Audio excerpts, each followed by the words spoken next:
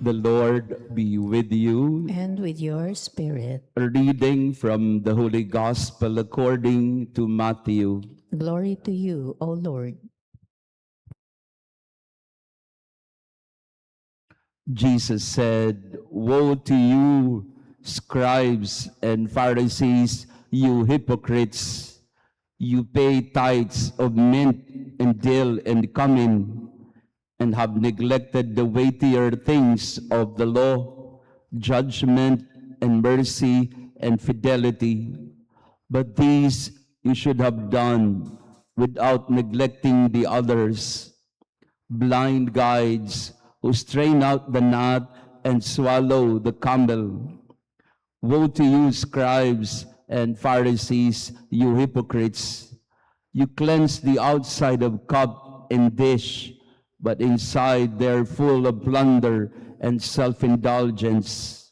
Blind Pharisee, cleanse first the inside of the cup, so that the outside also may be clean."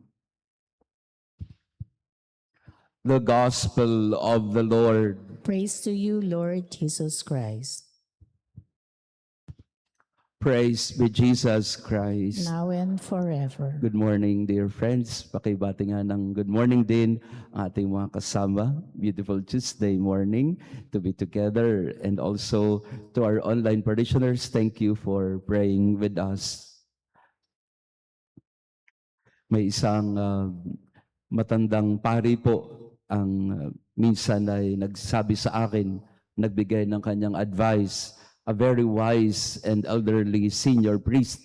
And by the way, nasa compound natin ngayon ang mga senior priests. So if you happen to see them walking around, andito po sila, they have a gathering, ang mga elderly priests. Magmano po kayo at magbigay galang. Anyway, one of the elderly priest told me, "Father, when you become a parish priest," pag ikaw ay naging parish priest, this was way back when I was a lot younger, asahan mo na dalawang bagay lang ang gagawin sa iyo ng mga tao. First, they will please you, and second, they will not tell you the truth. Tatandaan mo lagi yan para hindi lumaki ang ulo mo. Lagi mong iisipin, yung mga taong kausap mo, they will always try to please you, and two, they will not tell you the truth. You will be the last one to know. And I have kept that in my mind ever since, because that is true about human nature. Human nature is really about impression management. Impression management is you try as much as possible to put your best foot forward, to ingratiate yourself. Yan ang tawag nila doon sa psychology, the ingratiation effect, na para ikaw ay tanggapin nila at lumakas ka sa kanila, you will try as much as possible to gain their favor. And so, you appear to them as pleasing, when in fact, it's the exact opposite of who you are. Ito yung sinasabi sa ating ebanghelyo na hypocrisy. Hypocritos in Greek is to wear a mask. Hypocrisy, hindi naman talaga ito yung mga hipokrito na double face, literally. Hypocrisy really is not that people are bad, because there is some goodness in us.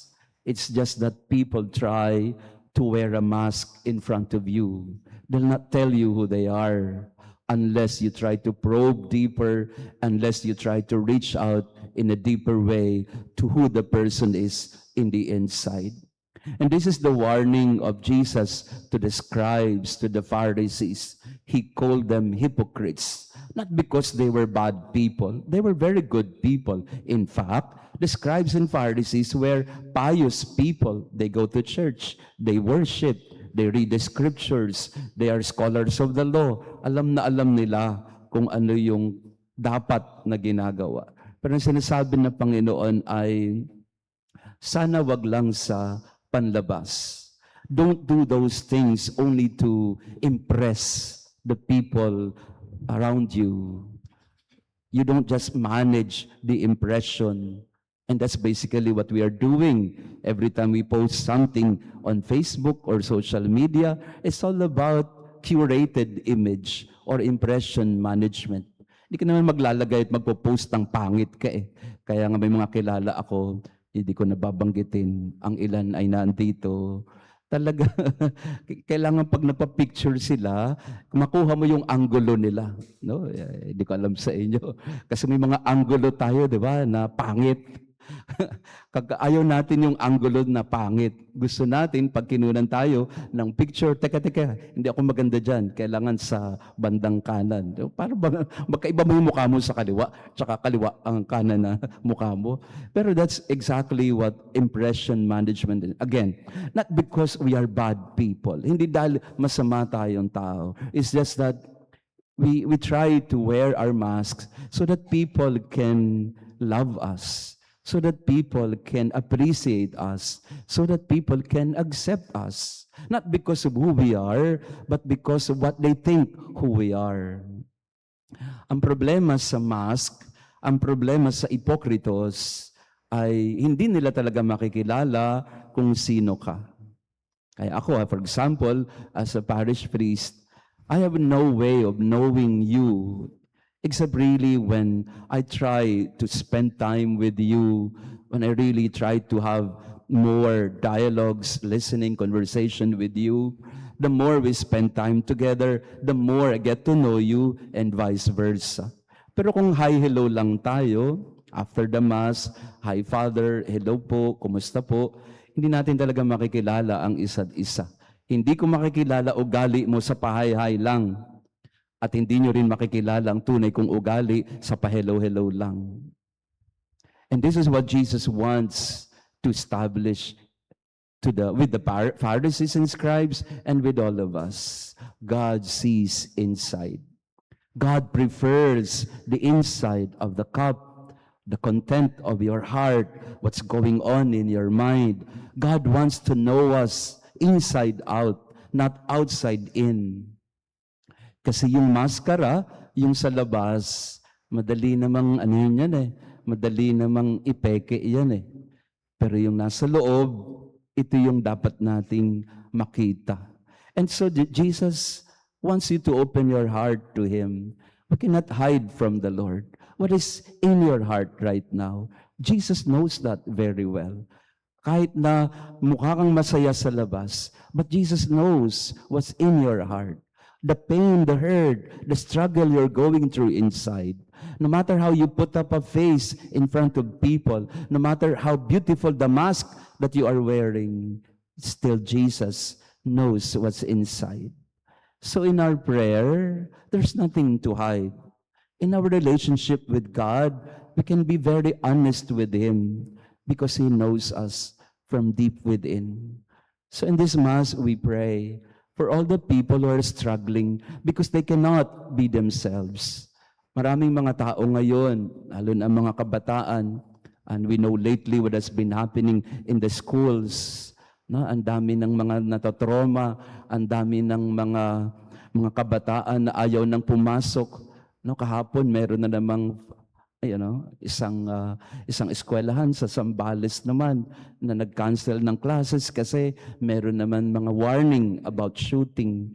At itong mga bagay nito, hindi po ito simpleng bagay.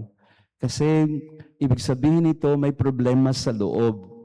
Maraming mga bata na akala mo ay batang masaya, batang masigla, pero sa totoo, sa loob niya, marami siyang mga tanong, marami siyang mga pinagdadaanan.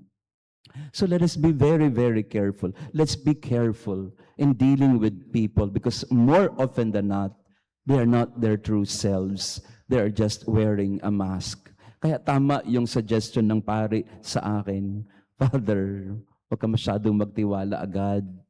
Yung mukhang pinapakita nila sa'yo, baka hindi naman yan ng totoo.